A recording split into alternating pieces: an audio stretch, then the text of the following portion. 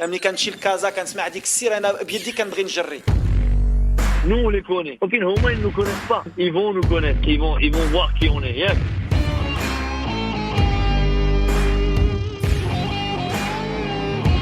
Vous écoutez Radio Ma'arif,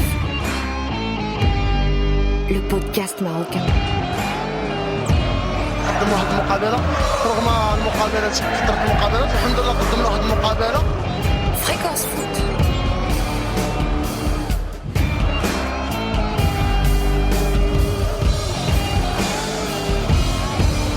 Libre sur le web.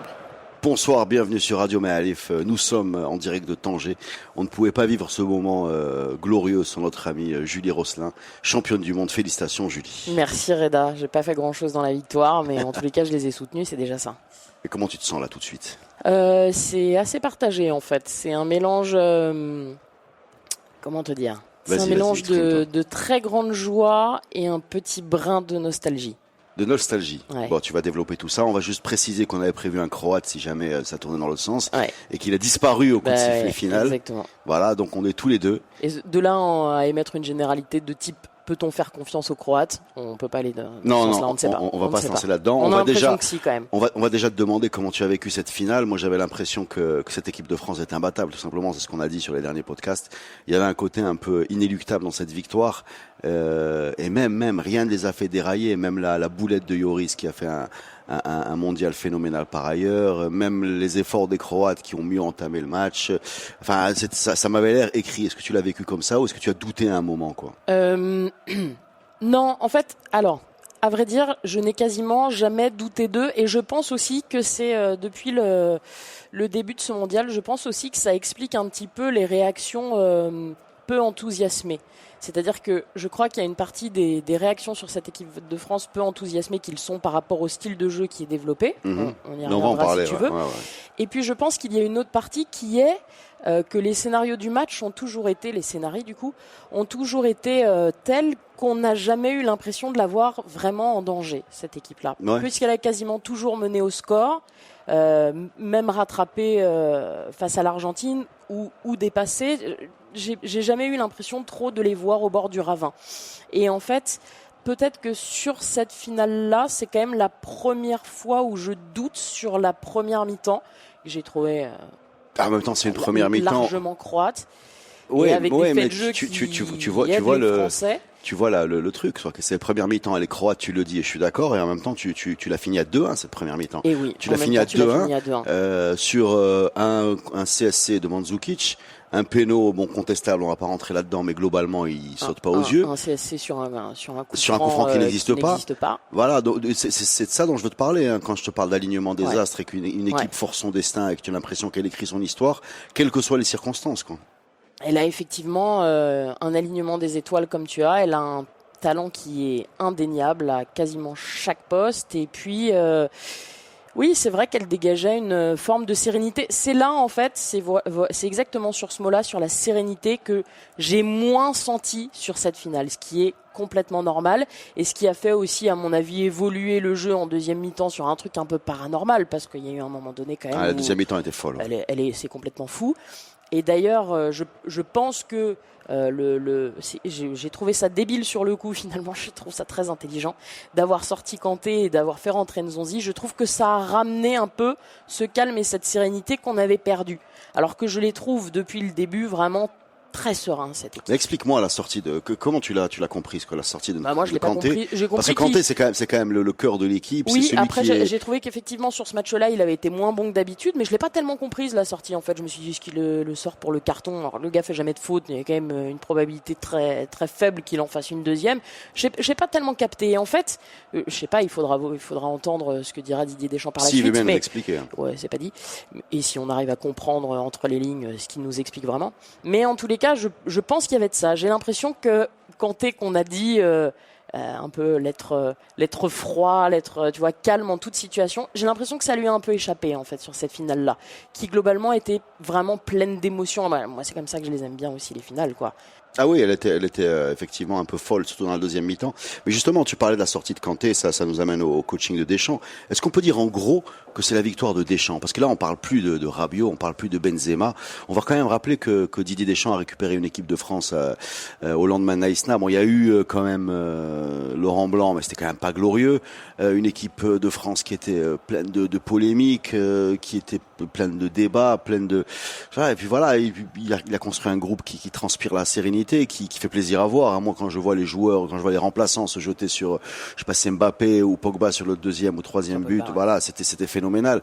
Ouais. Quand je vois je vois les rues de Paris pleines et d'autres villes, je me dis que ce bonhomme-là a quand même réussi un truc phénoménal. Et je vais quand même rappeler qu'il est le troisième entraîneur à avoir gagné la Coupe du Monde en joueur et en entraîneur. Le premier, c'était Zagallo, qui avait gagné en 58 puis en 70, et Beckenbauer, qui avait gagné en 74 puis en 90. Donc il y a quelque chose de personnel aussi dans cette victoire, non? Il y a complètement quelque chose de personnel et surtout, je pense que le type, il arrive, comme tu le dis, il récupère une équipe qui est quand même pétée, quoi. Il récupère une équipe qui est, comment dire, brisée dans la vision qu'on en a.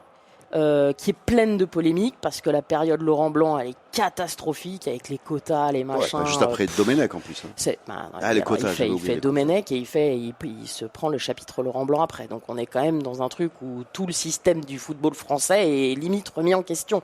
Donc il prend quand même cette équipe qui est difficile à mon avis à manœuvrer. Et ensuite, ce qui est quand même assez fou et où il faut vraiment effectivement souligner ça, c'est que le gars part sur son principe de jeu, qui se prend absolument tout le mépris, toute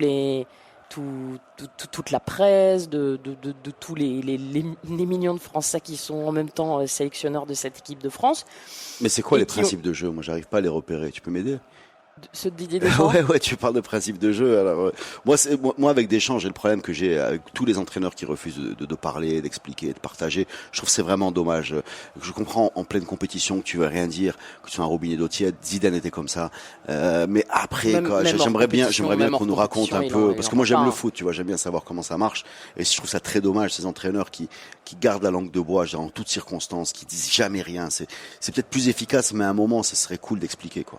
Ce que je veux te dire par là, c'est que quand même, quand tu vois le nom des joueurs et le talent de ces joueurs alignés sur ta feuille de match, je pense qu'il y a peu de coachs qui les feraient jouer comme il les fait jouer. C'est-à-dire ça manque de glamour. Ça manque de glamour. Oui, ça manque de glamour. Il faut après apprécier. C'est sûr, ça manque de flamboyance. Il faut pouvoir apprécier la tactique défensive. Il faut pouvoir apprécier l'abnégation. Il faut pouvoir apprécier le collectif tel qu'il est. Et après, je vais te le dire différemment. Il faut quand même se rendre compte que c'est justement là où c'est insensé ce qu'il parvient à faire. C'est que tu as quand même, je pense, dans ce groupe, des mecs qu'on voyait comme des gars blindés d'ego trip, tu vois. Je pense qu'un mec comme Paul Pogba, tu avais du mal, si tu te rappelais effectivement de sa période à la Juve, mais je pense que tu avais du mal à le voir s'insérer dans un collectif comme ça, de faire preuve de tant de discrétion. Ouais, d'abnégation aussi. C'est ça qui est dingue. Et même de discrétion, d'en arriver même à un point où si t'enlèves la finale, quasiment ceux qu'on marqué sont tes défenseurs. En fait, je vais te le dire différemment, tu vas me dire si ça traduit ce que tu veux dire. En fait, il y avait le débat sur l'équipe de France et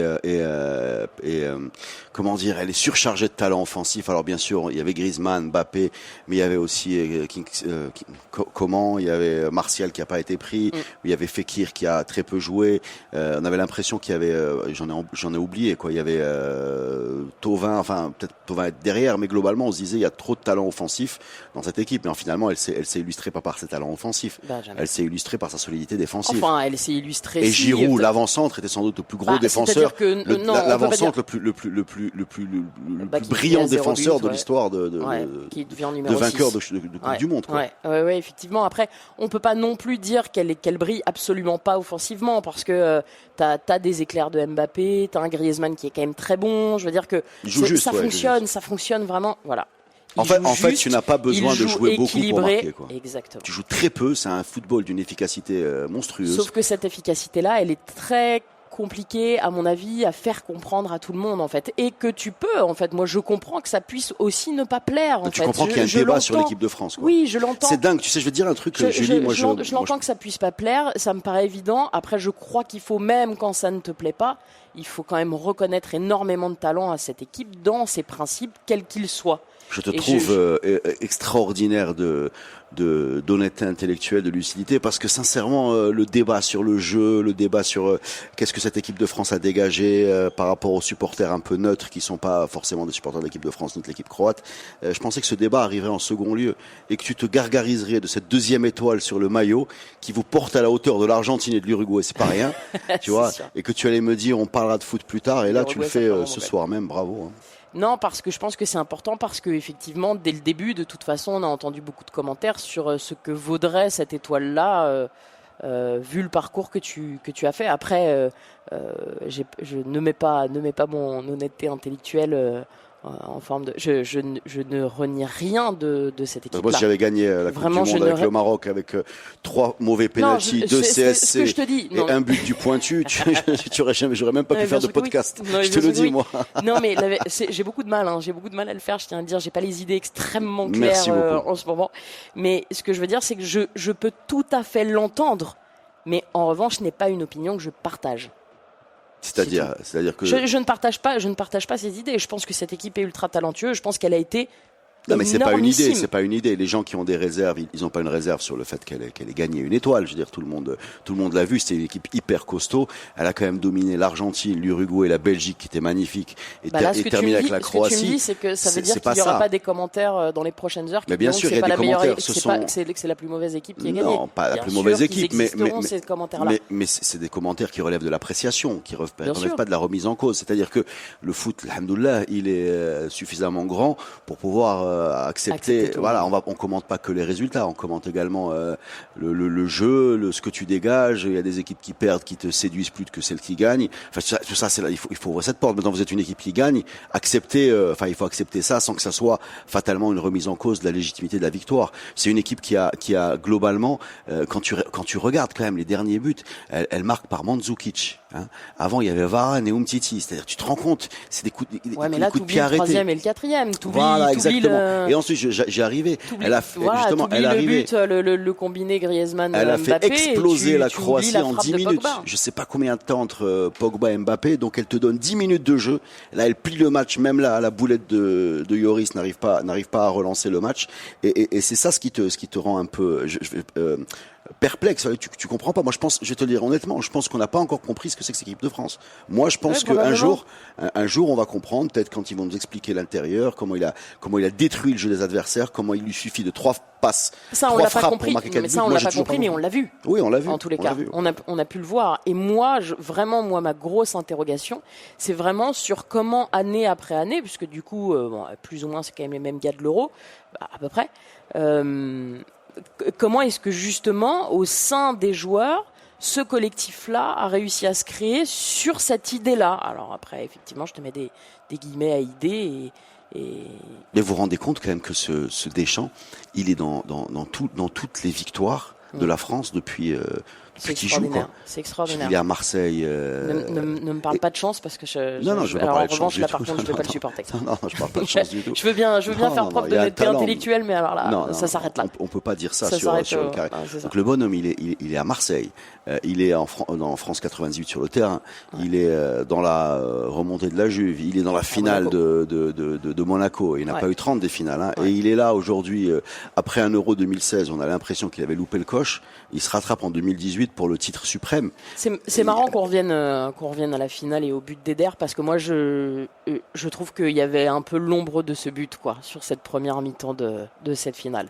Je pense que l'émotion, elle venait beaucoup de là, évidemment, de jouer cette finale, c'est évident, mais je pense qu'il y avait quand même un peu l'ombre de ce drame collectif, de ce but d'Eder de la finale de l'Euro. Je pense qu'ils ont été quand même quelque part un peu amoindris, un peu handicapé, quoi, en quelque sorte, dans ce début de match par rapport à ça. Après, c'est une équipe qui est toujours un peu longue à démarrer, donc ça c'est autre chose. Mais... Ouais, pour moi, la confiance qu'il y avait que dégageait l'équipe de France avant la finale de la Coupe du Monde était nettement supérieure à ce qu'on a vu en 2016. En 2016, il y avait le fantôme de Ronaldo. Tu vois, Ronaldo est là. Bon, on savait pas à l'époque qu'il allait se blesser très rapidement. Et ce Ronaldo, qui est un joueur extraordinaire, fait que tu peux pas être confiant dans une équipe contre une équipe où il y a Ronaldo. C'est marrant ce que tu dis parce que sur cette finale, on sentait quand même tout. C'est marrant ce que tu dis parce que dans cette finale, il y a quand même Luka Modric qui est pour moi, évidemment, le joueur de ce mondial, qui est un joueur exceptionnel. Oui, mais c'est pas Ronaldo. Et voilà, c'est ça. C'est ça qui est drôle. C'est ça qui est drôle. Grand c'est joueur. que finalement, Ronaldo, c'est un monstre, quoi. Enfin, c'est comme ça que je les vois. Hein. Je vois. Oui. Après, je sais pas à quel point. Je sais pas. Luka Modric peut organiser une équipe. Luka Modric peut te donner 2 passes décisives. Mais Luka Modric peut pas t'assommer un match avec. Enfin, il y a très peu de joueurs du genre. Moi, j'adore ce bonhomme. Je veux dire, je trouve phénoménal. Mais je l'ai trouvé aujourd'hui trop loin des buts français pour pouvoir être décisif. On l'a trouvé à la relance, à la première relance. Il y avait Ali Ibn Arbia que tu dois connaître, qui est un grand milieu de terrain français, qui disait que c'était le réflexe d'un joueur qui était un petit peu sur le déclin et qui avait l'habitude de reculer pour se libérer d'un marquage trop dur. C'était un réflexe, c'est-à-dire qu'il fallait se forcer, quand tu as ce talent, de rester devant et de te mettre en danger, quitte à perdre des ballons pour être décisif sur les ballons que tu donnes, parce qu'ils seront donnés près du but. Et que si pour des raisons de confort ou un peu de manque de confiance, tu as l'impression que tu es très en danger par rapport à la paire Kanté-Pogba, tu recules, et là, l'adversaire a gagné parce que tu es moins décisif, tu as beau balancer des extérieurs du pied, tu as beau orienter, tu fais ce que tu veux, tu es beaucoup moins dangereux parce que tu es trop loin, quoi. Après, il faut reconnaître aussi le fait que je pense que la Croatie avait pas eu d'adversaire de ce niveau-là, et donc du coup, quand même, ça me fait mal de dire ça, Reda, parce que la vérité, c'est que je trouve qu'ils font un match exceptionnel, les Croates. Je trouve qu'ils font un match quasi complet, quoi. C'est ça qui est dingue. C'est pour ça qu'en fait, cette finale, elle ne suit absolument aucune logique. Le mondial, hein. Le mondial, est-ce qu'il a suivi une logique ? Ça ne suit aucune logique, en fait. Sur cette phrase, on va faire une pause et on revient tout de suite pour la deuxième partie de ce podcast foot de Radio Maalif. Vous êtes sur Fréquence Foot. C'est Radio Maalif, nous sommes libres sur le web et on débriefe juste quelques minutes après la fin de cette finale, cette victoire de l'équipe de France, championne du monde avec Julie Rosselin. Alors on accuse des Français d'être arrogants, grande gueule, pas lucides. Et là on a quelqu'un là qui nous dit tranquillement les Croates étaient hyper bons. J'ai du mal. Est-ce que tu aurais mauvaise conscience sur ces 2 buts de première mi-temps, le premier suite à une faute qui n'existe pas et le deuxième suite à un VAR un peu limite. J'ai espéré, j'ai prié très fort pour qu'il y ait justement au moins 2 buts de plus pour tenter d'éviter le gag de devoir vivre pendant 4 ans avec un trophée récupéré sur une erreur d'arbitrage et peut-être même 2 erreurs d'arbitrage, quoique visiblement le monde entier n'est pas tout à fait d'accord avec nous, parce que moi cette main on va parler de la main. Pour moi la main doit être volontaire pour être sifflée.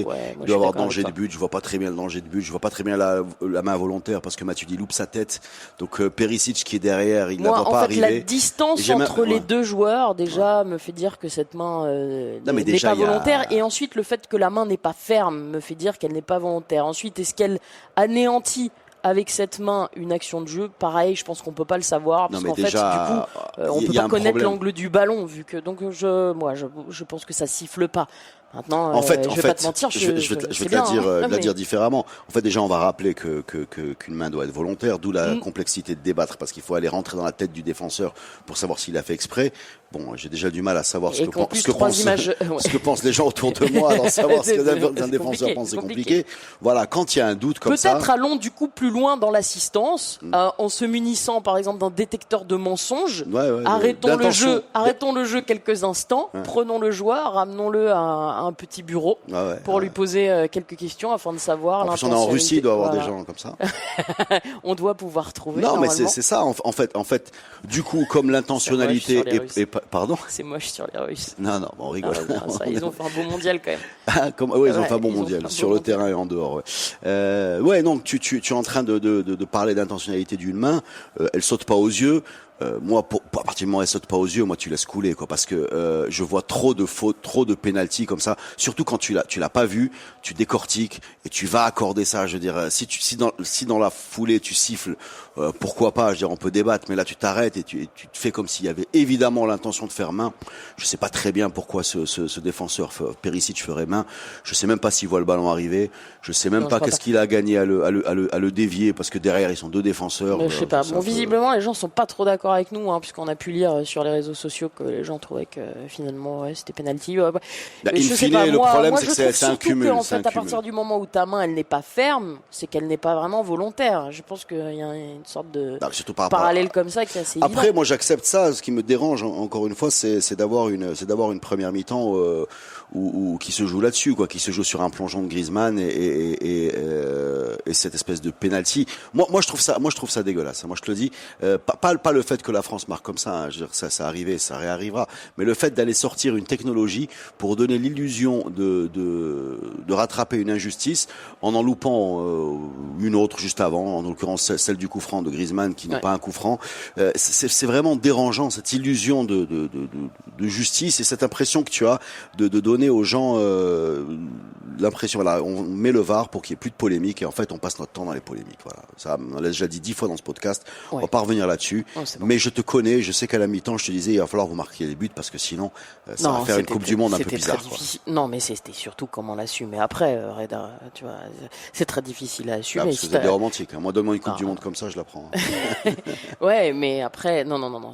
C'était à mon avis trop compliqué. Mais effectivement, oui, t'as raison. Je pense que même que les Français ce soir vont s'amuser à se dire qu'ils sont finalement pour l'assistance vidéo et tout le temps parce que ça les a, voilà, ça leur a servi sur ce Alors, coup-là. tu retiens qui de ce parcours-là? Dis-moi tes héros là. De l'équipe de France ou de toute sélection confondue? De l'équipe de France.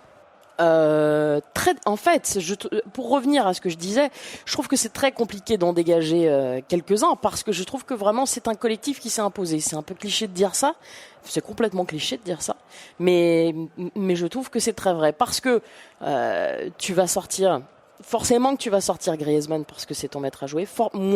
Moi, je sors Varane que j'ai trouvé vraiment exceptionnel sur ce mondial. J'ai trouvé enfin à sa place. J'ai même l'impression, en dehors de la taille patron sur le terrain, j'ai eu l'impression qu'il était aussi patron à haranguer. Là, je l'ai beaucoup vu là sur la finale. Voilà, j'ai trouvé que le petit gars discret, ça y est, il a éclos quoi. Le papillon est arrivé. Et puis pour moi, la paire Kanté Pogba était, sauf sur la finale effectivement, Kanté un peu moins, mais Kanté Pogba pour moi c'était très très fort. Tu ne parles de Mbappé quand même. Et évidemment Kylian Mbappé. C'est le facteur X quoi, c'est celui qui fait la différence quand il démarre, c'est le joueur. C'est le héros. Ben, ce qui est bizarre, tu parlais de Didier Deschamps et ça, il dit voilà, avec tout ce qu'il a pas sur le banc, mais dans l'effectif du foot français, il pourrait peut-être être un peu plus glamour, c'est ça ce que tu voulais dire? Ouais, plus ou moins. Ouais, mais en fait, ce qui est dingue, c'est que ce genre d'équipe là qui gagne comme ça sur de l'efficacité, des contres, des coups de pied arrêtés, c'est quand même en général, ça existe dans le foot, c'est en général des équipes qui manquent de talent offensif. Voilà ce qu'il y a de frustrant dans cette équipe de France. Oui, bien sûr. C'est des équipes qui, globalement, c'est une équipe qui a pas beaucoup de moyens, qui utilise ce qu'elle a et qui arrive à bouffer l'adversaire avec son pressing haut, avec ce. Aujourd'hui, c'est pas du tout ce qu'on a. On a une équipe de France qui regorge de talent offensif. C'est d'ailleurs pour ça que les parallèles avec France 98 sont tous faux. Parce que France 98, quand ils arrivent en finale sur le terrain, t'as 7 profils défensifs, mais parce que tes profils offensifs, ils sont pas, t'as Thierry Henry, mais tu vois, tes profils offensifs, Thierry ils sont Henry pas jeune, Thierry Henry jeune, ouais. Zidane pas encore affirmé et qui loupe la moitié de la Coupe du Monde à cause de son carton rouge. Là, effectivement, et jeune et surtout pas confirmé, parce que là, t'as une équipe 2018, t'as une équipe jeune, mais t'as une équipe quasi confirmée partout, tu vois. Varane, Varane il est jeune, mais des Ligues des Champions. Attention, on disait au début de la Coupe du Monde que la France était jeune pour gagner la Coupe du Monde. C'est une analyse que j'ai lue quelque part, moi. Oui, mais c'est là où je te dis qu'il faut pas faire l'amalgame entre la jeunesse et la confirmation. C'est effectivement une équipe jeune, mais c'est une équipe confirmée. C'est là où, par exemple, si tu fais le parallèle avec l'équipe d'Angleterre, ce n'est qu'une équipe jeune. C'est une équipe qui quasiment chaque mec dans son club. Bon, bah, t'as ceux qui ont été champions avec Manchester City, mais après, c'est tout. T'as pas de gars qui ont réussi en Ligue des Champions, qui sont aussi récurrents et aussi réguliers dans ce grand tournoi européen de club. Tu vois, je pense que c'est là la très très grosse différence. Oui, t'as une équipe jeune et purée, tu vois, ça veut dire que en plus ça veut dire que t'as une génération Là, ça veut dire qu'on a une génération sur 8 ans, quoi. C'est-à-dire le tournoi d'après. Alors moi, je veux vous demander quelque chose. Ils peuvent être de plus en plus immenses. Si vous êtes parti sur 8 ans, s'il vous plaît, écrivez des chansons, quoi. Ah, Trouvez des refrains. T'entendais là tout à l'heure. Traduisez ce qu'il y a sur le marché. Il y en a des chouettes, y compris au Maroc. Je peux vous donner un coup de main. Il faut des choses sympas chez les Anglais, les Sud-Américains. On importe. Il faut, peut-être qu'on importe. C'est vrai que ça c'est terrible. Mais voilà. Mais je pense que tu as un effectif qui est au-delà d'être jeune, qui est quasiment déjà confirmé. Et ça, je crois que c'est très très rare en fait. Et j'essaye de me rappeler. Moi, j'ai pas une culture encyclopédique du football, donc je me rappelle juste moi de mes souvenirs. Je vois pas une équipe jeune qui avait déjà des talents quasiment réalisés. Tu vois. C'est ça en fait. Mais tu sais, on parle aujourd'hui après le résultat, mais l'équipe de France de 2002, elle traduisait la même impression avant d'y aller. Quand il y avait Henry qui était meilleur buteur d'Angleterre, Trezeguet qui était meilleur buteur d'Italie et Zidane qui était. Mais oui, mais là tu parles d'équipes qui étaient déjà championnes du monde. Oui, mais on a l'impression que ça a duré pareil 8 ans ou je sais pas combien. C'est difficile, hein. Tu sais, c'est facile. En tout cas, je trouve ça très dur d'analyser le foot et de voir après que les choses se sont passées. On essaie de comprendre pourquoi elles se sont passées. Une fois qu'elles se sont passées, mais au moment où elles se passent, tu as du mal à les imaginer ou à les comprendre. Hein. C'est avec le recul que tu arrives à voir les choses. Mais si tu sors un petit peu de l'équipe de France, moi, tu retiens quoi de cette Coupe du Monde là, sur le jeu, sur les équipes, sur les joueurs Qu'est-ce que tu retiens là, rapide, à chaud? Alors, je sais qu'on est un petit peu tôt pour faire un bilan, mais tu vois quoi? Je préfère que tu commences. Je crois que je préfère que tu commences. Moi, je vois la confirmation du fait que les équipes nationales développent sont clairement beaucoup moins abouties en termes de jeu que les clubs. Mais ça c'est une évidence de tous les tournois. Tu vois, moi l'Euro c'était évident, le Mondial 2014 c'était évident. Je veux dire, ça fait maintenant de très nombreuses années que c'est évident. Je vois pour la première fois une Coupe du Monde sans vraie explosion d'un joueur à la face du monde.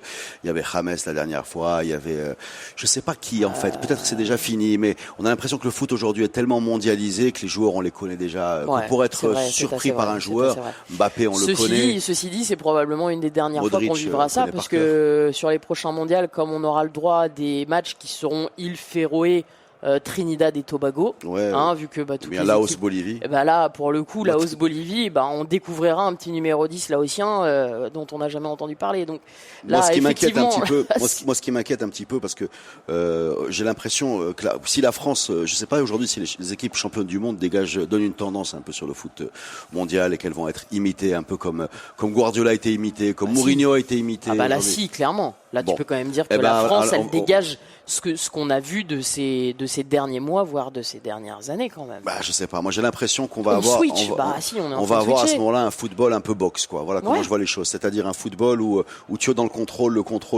et en 2 crochets, t'étales l'adversaire. Oui, mais en fait. Voilà pour moi l'équipe de France. C'est un boxeur dans le contrôle, quoi. Moi, en fait, ce qui m'intéresse de savoir, et justement après le match contre la Belgique, c'est marrant parce que les joueurs ont été interrogés sur ça en Ligue des Champions, qu'est-ce que je raconte, en conférence de presse. Tu vois, après je fais plus du tout sens, quoi. Je tiens à préciser aux auditeurs que je ne fais plus sens et j'aimerais bien les voir à ma place, c'est très très compliqué. Non, merci d'être là, sincèrement. En conférence de presse, tu sais, quand Thibaut Courtois dit non mais c'est pas les meilleurs qui ont gagné ou je sais pas quoi, si c'est ça c'est pas le football est mort. Je sais plus ce que dit exactement Thibaut Courtois, mais je te le fais. Ça, sincèrement, c'est. Non, mais en fait, ce qui m'intéresse de savoir, c'est donc tu as la réponse de Griezmann qui lui dit dis donc Thibaut Courtois, je pense que t'as oublié que t'as joué à l'Atlético et à Chelsea et que effectivement tu fais pas du jeu de possession avec tes équipes, t'es pas très beau à voir non plus. En gros, c'est à peu près ça l'échange qui s'est passé. Ce que je me demande, c'est aujourd'hui, est-ce que ces joueurs-là en ont pas eux-mêmes ras-le-bol, tu vois, du jeu de possession? Est-ce que eux-mêmes ça les a pas saoulés? Tu vois, parce que nous, ça nous a un peu saoulés, c'est vrai. Mais parce que sous le vocable unique de jeu de possession, on met des réalités qui sont très différentes. Ouais. Mais là, justement, on met tout là-dedans. Pour moi, c'est pas une question de jeu de possession. C'est-à-dire que quand tu dis jeu de possession, tu as l'impression que l'objectif, c'est d'avoir le ballon et de la possession. Mais quand on parle de beau jeu, c'est pas forcément le jeu de possession. C'est-à-dire le jeu de possession, si le jeu de possession c'est d'avoir le ballon à 40 mètres des buts, comme l'a été l'Espagne contre la Russie, non merci. Si le jeu de possession c'est pas forcément le tiki-taka de Guardiola, le jeu qui séduit, c'est les équipes qui aiment le ballon. Voilà, c'est les équipes qui aiment le ballon, qui en font quelque chose, que ça soit en 3 passes, en 5 passes ou bien en 25 passes. Tu as une frustration quand l'équipe qui joue, quoi, qui fait des passes, qui fait des décalages, qui fait des dribbles, qui avance, qui recule, quand cette équipe-là est punie par 2 crochets du droit, je comprends, moi, cet esprit-là. Donc en fait, ce qu'il faudrait, c'est que l'équipe qui a animé le jeu, c'est ça, l'équipe qui prend ses responsabilités, qui fait qu'à l'écran, tu as quelque chose d'animé. Voilà. Ouais, c'est-à-dire l'impression que si tu as la France qui joue contre la France, ça va être terrible. Voilà.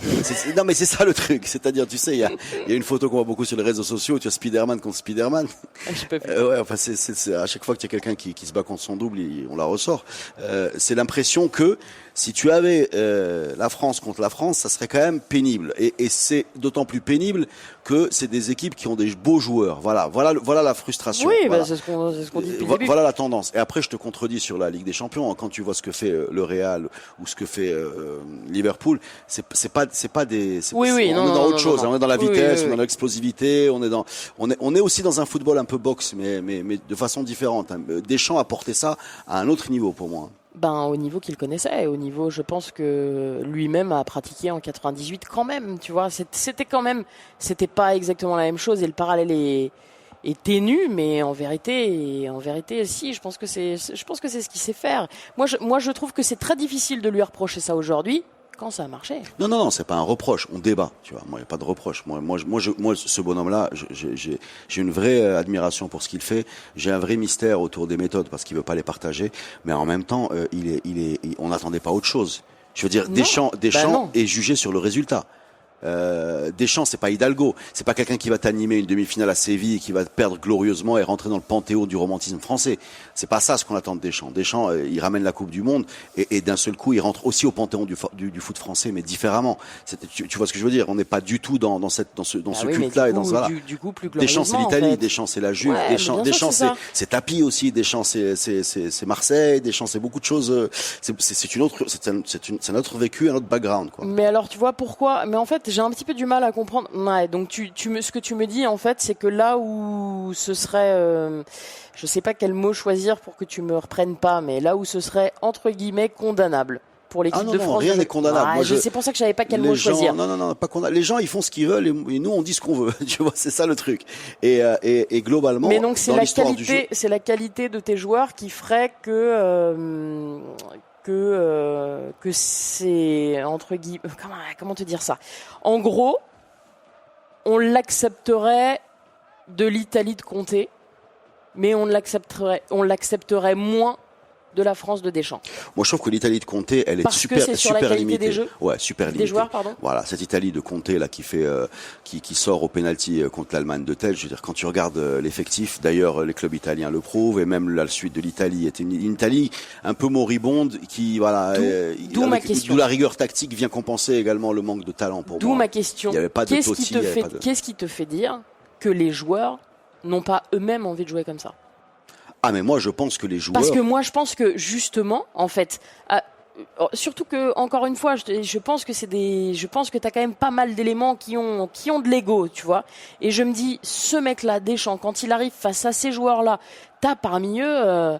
T'as parmi eux des joueurs qui ont parfois refusé un style de jeu dans des clubs, tu vois. Oui. C'est le génie de Deschamps pour moi. Et voilà, c'est ça. Et en fait, moi je me dis, à un moment donné, tous ces mecs-là, ils y adhèrent complètement. Mais c'est ça, c'est le côté meneur de Deschamps qui est phénoménal. Regarde un mec comme Pogba.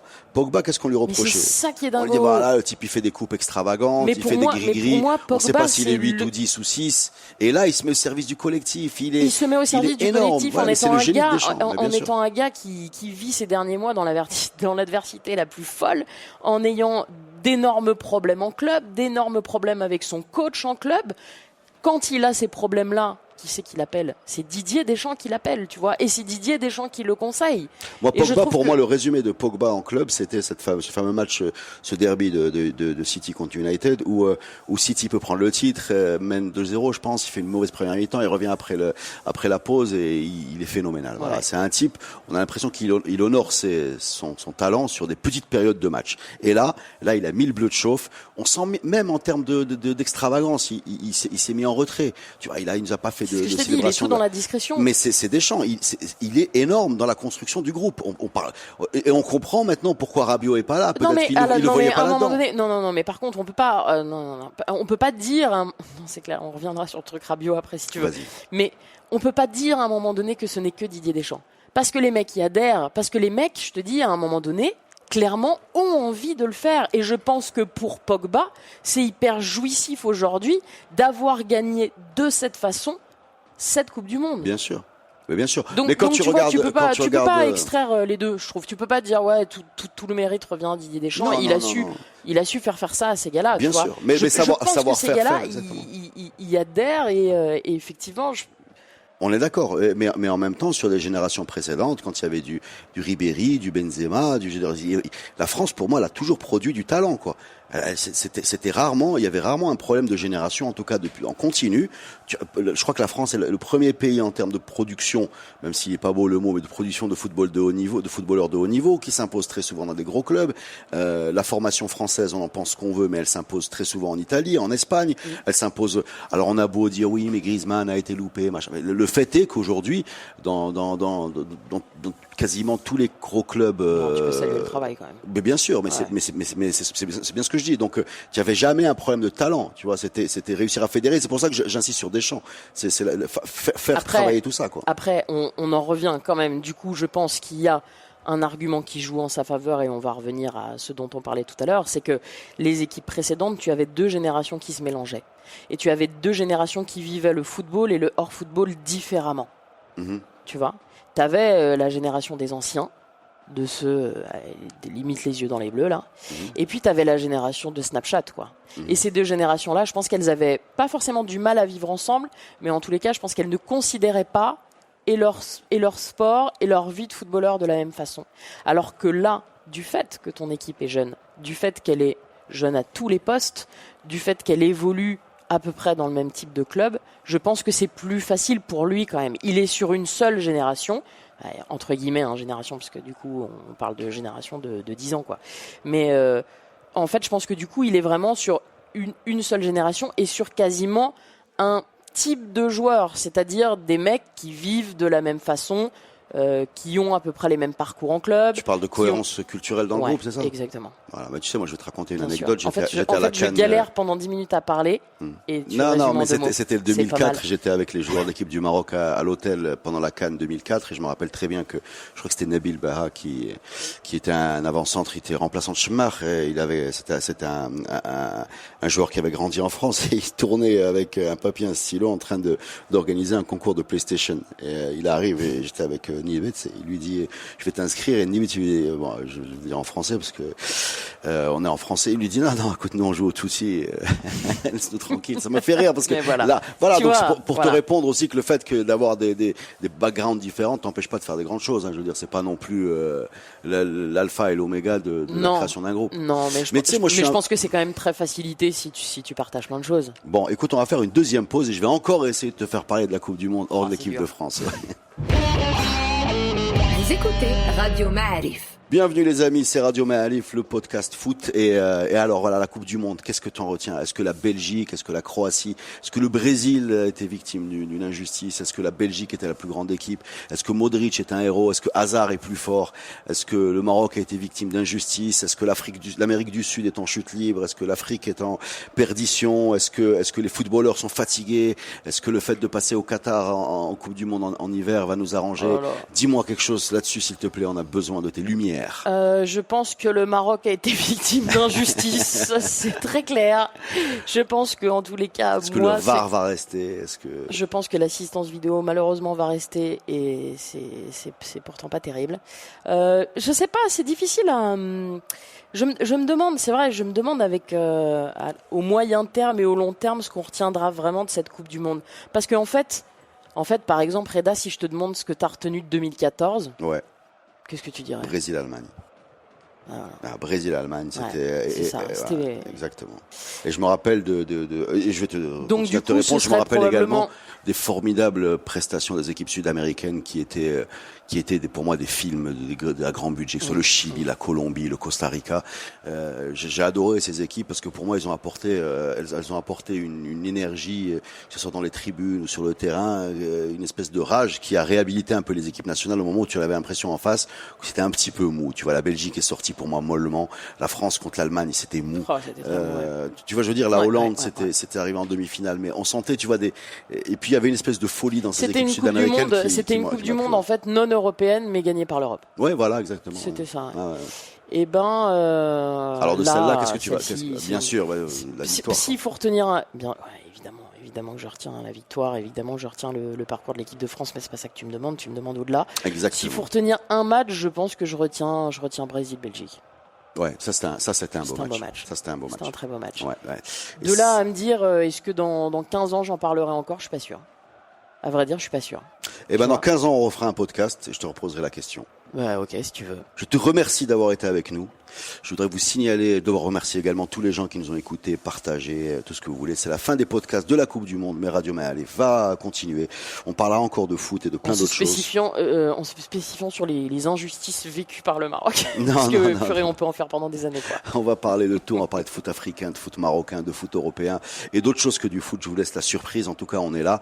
Et, on est là. Et merci d'avoir été avec nous pendant toute la Coupe du Monde. C'était super. À bientôt. Vous étiez sur Radio Ma'Alif.